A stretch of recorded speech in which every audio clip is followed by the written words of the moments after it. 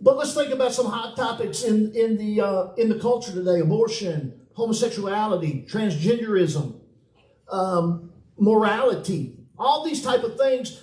People will go along with it and believe it, but do they stop and think about what they're believing? And if you're against it, do you know why you're against it? Have you studied the Word of God that you can back up and say, you know what? Well, here's what God says about it. Here's what God says about this. Here's what God says about that. Here's all these things that I now can back it up with you, that God says these things. This is why I believe it, because God said it.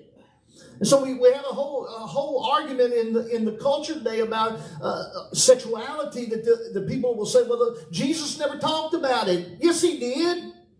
It's all over the Bible. He talked about it everywhere. From the Old Testament to the New, it's mentioned in there all the time.